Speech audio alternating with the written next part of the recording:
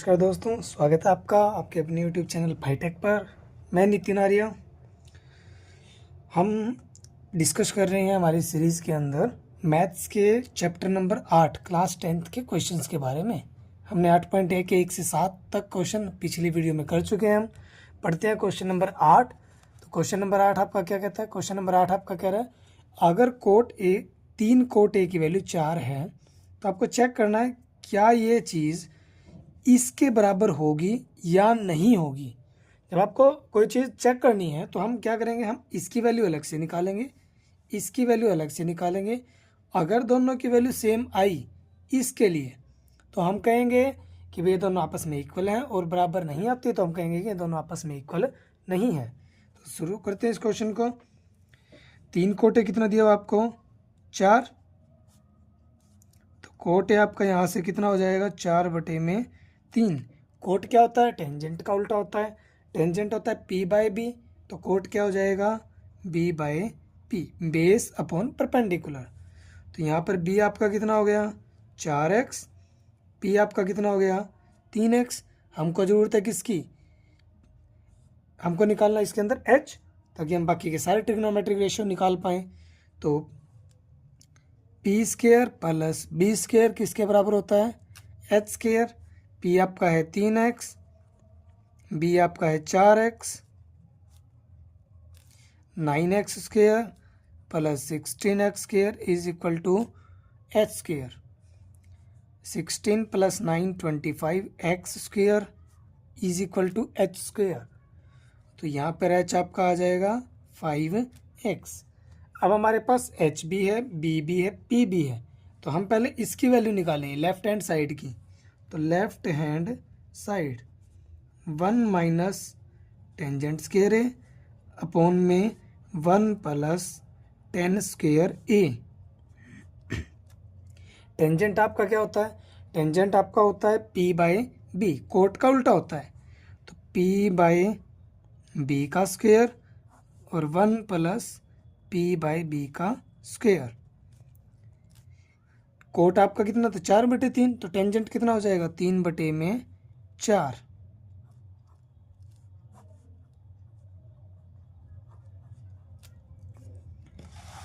अब आगे इसके अंदर 1 माइनस 3 का स्क्वायर 9, 4 का स्क्वायर 16, और यहाँ पे 9/16। इन दोनों का एलसीएम कितना आएगा? 16। यहाँ पे आएगा 16 माइनस में 9, इन दोनों का एलसीएम भी 16, और यहाँ पे आएगा 16 प्लस में 9। 16 में से 9 गए 7/16, और 16 में 9 जोड़ोगे 25/16। ध्यान रखना बच्चों, लास्ट की जो 4th नंबर पे टर्म होती है वो जाती है हमेशा पहले वाले के पास, और सेकंड वाली जाती है 3rd के पास। तो 16 जाएगा 7 के पास, 7 मल्टीप्लाई 16। 16 जाएगा 25 के पास, 16 मल्टीप्लाई 25। 16 से 16 कैंसिल, तो ये आया आपका 7/25। अब हम निकालते हैं राइट हैंड साइड की वैल्यू। तो हमारी राइट हैंड साइड क्या थी? ये हमारी है cos square A minus sine square A. Cos square A minus sine square ए। कोस क्या होता है आपका? वो होता है P/B/H का होल स्क्वायर हो जाएगा, और ये होता है P/H इसका होल स्क्वायर। तो b आपका कितना है? b आपका क्वेश्चन में है 4x, और h हम निकाल चुके हैं 5x। तो ये 4x बटे में 5x का स्क्वायर। साइन क्या है? P/H। p आपका है 3x, h है 5x, 3x बटे में 5x का होल स्क्वायर। x से x कैंसिल, 4 का स्क्वायर 16, 5 का स्क्वायर 25, 3 का स्क्वायर 9 और 5 का स्क्वायर। डिनोमिनेटर आपका सेम है, तो 16 में से 9 गया, बच जाएगा 7/25।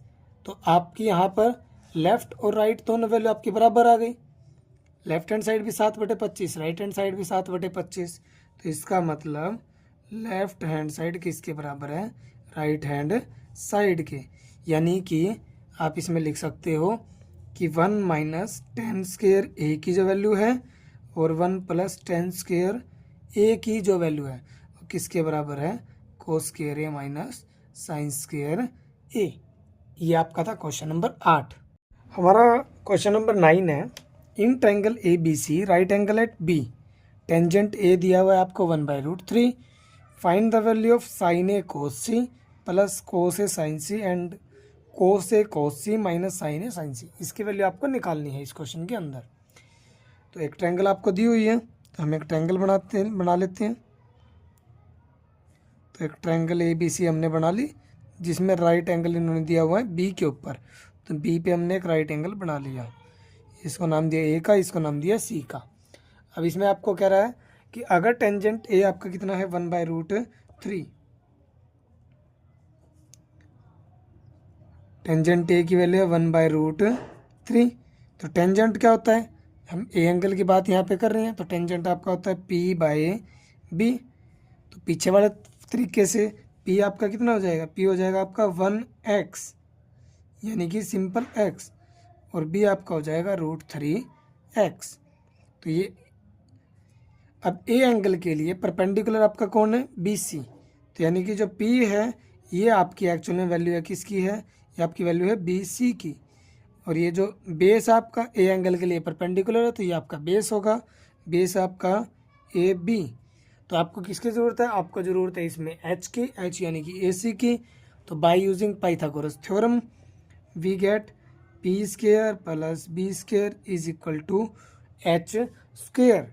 P आपका कितना है x² प्लस B आपका कितना है √3x का whole square is equal to H²। x² √3 का स्क्वायर 3x² हो जाएगा, और इक्वल में H²।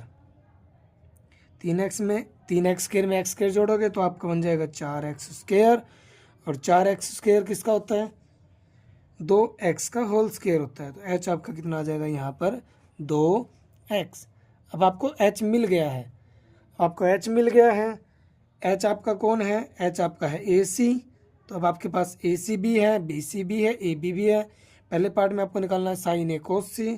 तो हम इसका पहला पार्ट करते हैं, जिसमें आपको वैल्यू निकालनी है sign A cos C plus cos A sine सी की वैल्यू आपको निकालनी है इस क्वेश्चन में।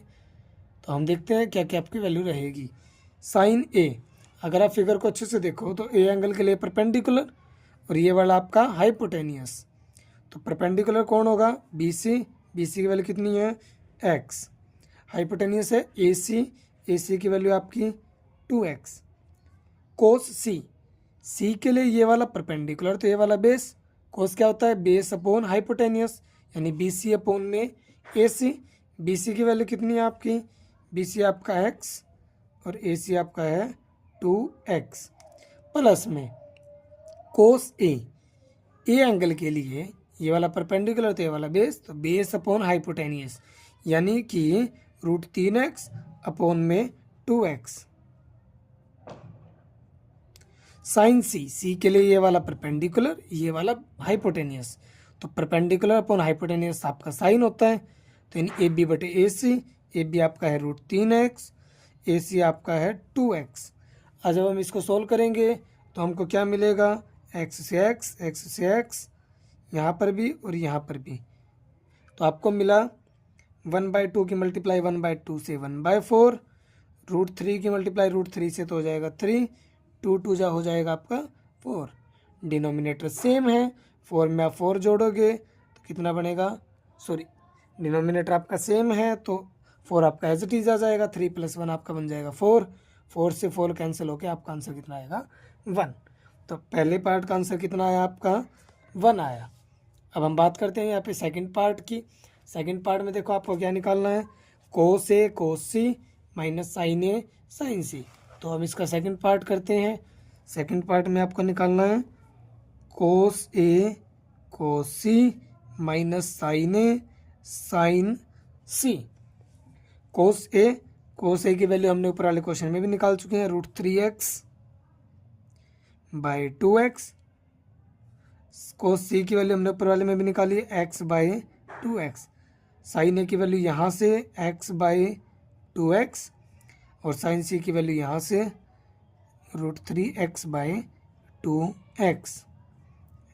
x कैंसिल हो जाएगा, √3 की 1 से मल्टीप्लाई हो जाएगी √3, 2 जो आपका हो जाएगा 4, √3 की 1 से मल्टीप्लाई हो जाएगी √3 और 2 जो आपका हो जाएगा 4।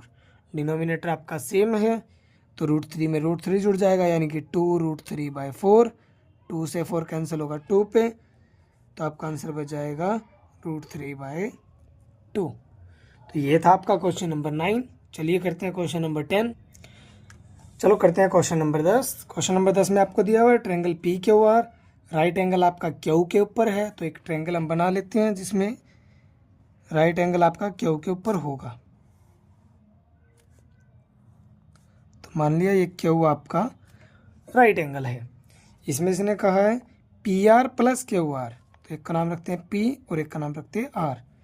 पी आर और क्यू आर दोनों का जोड़ आपको दिया हुआ है 25 सेंटीमीटर, और इसमें आपका बोल रहा है कि पी क्यू की वैल्यू जो है वो आपकी 5 सेंटीमीटर।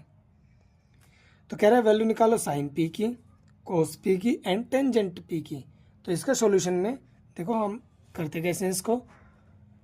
अब आपको P R plus Q R दिया हुआ है, P R plus Q R की वैल्यू कितनी दी हुई है 25 सेंटीमीटर। तो यहाँ से पी आर की वैल्यू कितनी आ जाएगी 25 माइनस क्यू आर। अब राइट एंगल ट्रायंगल है पी क्यू आर, तो triangle P Q R is a right triangle,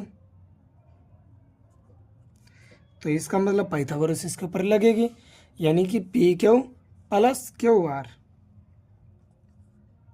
P Q का स्क्वायर प्लस क्यू आर का स्क्वायर इक्वल हो जाएगा पी आर के होल स्क्वायर के बराबर। पी क्यू हमको दिया हुआ है 5 सेंटीमीटर है, क्यू आर हमारे पास है नहीं, और पी आर की वैल्यू हमने ऊपर से निकाल ली है 25 माइनस क्यू आर का स्क्वायर, 5 का square 25, Q R square A minus B का होल स्क्वायर क्या हो जाएगा A square plus B square minus 2 A B, ये हो जाएगा 25 प्लस क्यू आर स्क्वायर, 25 का स्क्वायर 625 क्यू आर स्क्वायर और 25 दूनी 50 क्यू आर। अब यहाँ पर आप क्यू आर इन सबको एक तरफ ले आइए, माइनस के 625 माइनस का क्यू आर स्क्वायर और प्लस के 50 Q R equal to 0। Q R square से क्यू आर स्क्वायर कैंसिल, 25 में 625 गए तो माइनस के 600 बचेंगे, प्लस में बच गए 50 क्यू आर इक्वल टू 0। अब 50 क्यू आर माइनस 600 इधर जाके प्लस के 600, तो क्यू आर की वैल्यू आपकी क्या बचेगी 600 बटे में 50 और कट के आपका आंसर आ जाएगा 12। तो क्यू आर हमारे पास कितनी आ गई, क्यू आर हमारे पास आ गई 12। अगर क्यू आर को हम यहाँ रखेंगे तो 25 में से 12 गया, पी आर कितनी बन जाएगी 13। तो हमारी पी आर कितनी आ जाएगी, पी आर आ जाएगी 25 माइनस क्यू आर, यानी कि आ गई आपकी 13। अब आपके पास पी क्यू है 5, क्यू आर आपकी आ गई 12 और पी आर आपकी आ गई 13। तो आपके पास तीनों साइड है। क्वेश्चन में आपको क्या निकालना था sine P, cos P and tangent P. तो चलिए तीनों की वैल्यू निकालते हैं। साइन पी, फिर आपको वैल्यू निकालनी है किसकी कोस पी की, और फिर आपको वैल्यू निकालनी है किसकी टेंजेंट पी की। तो साइन पी, साइन आपका क्या होगा अगर आप फिगर को देखो तो साइन पी के लिए, पी की हम बात करें यहाँ पे, पी के लिए ये वाला परपेंडिकुलर, ये वाला बेस और ये वाला हाइपोटेनियस। ये परपेंडिकुलर है, साइन आपका क्या होता है परपेंडिकुलर बटे में हाइपोटेनियस, ये हम पीछे डिस्कस करके आ चुके हैं। परपेंडिकुलर पी के लिए परपेंडिकुलर बाय हाइपोटेनियस 12/13। तो आपका आंसर क्या रहेगा 12/13। कोस पी, पी के लिए वाला परपेंडिकुलर है तो ये वाला आपका बेस रहेगा, तो बेस अपॉन हाइपोटेनियस क्या होता है आपका कोस होता है। तो ये बेस आपका है 5, हाइपोटेनियस आपका 13, तो 5/13, ये आपका आंसर बन जाएगा। नेक्स्ट आपका टेंजेंट पी, टेंजेंट आपका क्या होता है टेंजेंट आपका होता है परपेंडिकुलर अपॉन बेस। तो पी एंगल के लिए ये वाला परपेंडिकुलर, ये वाला बेस, तो 12/5 आपका क्या हो जाएगा, आंसर हो जाएगा। तो ये था हमारा क्वेश्चन नंबर 10। चलिए करते हैं क्वेश्चन नंबर 11। हमारा क्वेश्चन नंबर 11 है, state whether the following are true और फॉल्स, जस्टिफाई योर आंसर। हमको ट्रू फॉल्स इसमें बताने हैं। 5 पार्ट इसमें आपको दिए हुए हैं। पहला पार्ट है इसका, value of tangent A is always less than 1, कि टेंजेंट ए की वैल्यू हमेशा 1 से कम रहती है। क्या ये बात सही है या ये बात गलत है? तो चलिए देखते हैं। तो एक्चुअल में ये बात वैसे तो बिल्कुल फॉल्स है, बट हमको इसका जस्टिफाई भी करना है आंसर को। तो मान लेते हैं let a triangle A B C such that A B जो आपका है वो है 12 सेंटीमीटर, बी सी जो आपका है वो है आपका 5 सेंटीमीटर, एंड ए सी जो आपका रहेगा वो रहेगा आपका 13 सेंटीमीटर। तो हमने एक ट्रायंगल ऐसी मान ली है। आइए हम अगले पार्ट की तरफ बढ़ते हैं। तो एक ट्रायंगल है ए बी सी, जिसमें ये एंगल है ए, ये एंगल है बी, ये एंगल है सी, ये एंगल है 90 डिग्री का। हमने ए बी मानी है 12, बी सी मानी है 5 और ये मानी है 13। तो अब अगर हम इसमें देखें तो यहाँ पर टेंजेंट ए की वैल्यू कितनी आएगी? अगर ए एंगल की हम बात कर रहे हैं तो ए एंगल के लिए ये वाला परपेंडिकुलर, ये वाला बेस, तो P बाय बी 5/12। और अगर हम बात करते हैं टेंजेंट सी की, तो सी एंगल के लिए वाला परपेंडिकुलर, ये वाला बेस, तो आपकी वैल्यू बन जाएगी परपेंडिकुलर बटे बेस 12/5। इसका अर्थ क्या हुआ कि यहाँ पर अगर हम देख रहे हैं टेंजेंट ए, नीचे वाला नंबर बड़ा है, ऊपर वाला नंबर छोटा है, तो इसका मतलब ये नंबर ओवरऑल 1 से छोटा है। तो टेंजेंट ए की जो वैल्यू है वो आपकी 1 से कैसी है, छोटी है। यहाँ पर आपकी जो टेंजेंट सी की वैल्यू है, ऊपर वाला नंबर बड़ा है, नीचे वाला नंबर छोटा है इसमें से, तो टेंजेंट सी की वैल्यू 1 से बड़ी है। तो अगर हम किसी भी एंगल की बात कर रहे हैं तो टेंजेंट की जो वैल्यू है वो आपकी 1 से बड़ी भी हो सकती है, 1 से छोटी भी हो सकती है। बट क्वेश्चन में कहा था कि टेंजेंट ए की वैल्यू तो हमेशा ही 1 से छोटी रहेगी, तो ये बात आपकी क्या है, फॉल्स है। तो हमारा आंसर क्या रहेगा? आंसर रहेगा false, because tangent of any angle can be greater और लेस देन 1, ये दोनों हो सकती है आपकी, तो इसलिए ये आपका क्या रहेगा, गलत रहेगा। सेकंड पार्ट में है सीकेंट ए की वैल्यू है 12/5 किसी भी एंगल ए के लिए। मतलब हमको चेक करके बताना है क्या सीकेंट की वैल्यू 12/5 हो सकती है या नहीं हो सकती है। ये है आपका एक्चुअल में ट्रू। अब ट्रू क्यों है वो हम चेक कर लेते हैं। सीकेंट ए अगर 12/5 है आपका, तो इसका अर्थ ये हुआ कि इसका अर्थ हुआ कि आपका जो कोस है, जो क्या होता है, सीकेंट का उल्टा होता है, तो उसकी वैल्यू कितनी हो जाएगी, 5/12। कोस है 5/12, कोस क्या होता है, B/H। तो इसका अर्थ क्या हुआ, यहाँ पर जो H है वो आपका किससे बड़ा है, B से बड़ा है। ये तो ट्रू होता है, विच इज ऑलवेज ट्रू। क्यों होता है ट्रू? क्योंकि किसी भी राइट एंगल ट्रायंगल के अंदर हाइपोटेनियस जो होता है आपका, वो हमेशा सबसे बड़ी साइड होती है। हाइपोटेनियस हमेशा इन दोनों से बड़ा होगा। अगर इन दोनों से छोटा है तो वो राइट एंगल ट्रायंगल आपकी नहीं बनेगी। तो ये आपका ट्रू है, तो इसका मतलब आपका जो आंसर रहेगा कैसा रहेगा, ट्रू रहेगा। पार्ट इसका थर्ड, इसमें कह रहा है cos A is the abbreviation used for cosecant of angle A, यानी कि कोस ए जो है वो कोसिकेंट के लिए लिखा जाता है। ये तो आपका फॉल्स है। अब ये फॉल्स क्यों है? क्योंकि जो को से होता है, because cos A is used for cosine A, not for cosecant A. Cosecant के लिए नहीं है, तो कोसिकेंट के लिए तो आपका क्या होता है, कोसिकेंट ऑफ एंगल ए के लिए तो आपका होता है कोसेक ए। पार्ट नंबर 4 इसका, cot A is the product of cot and A. क्या बात सही है या ये बात गलत है?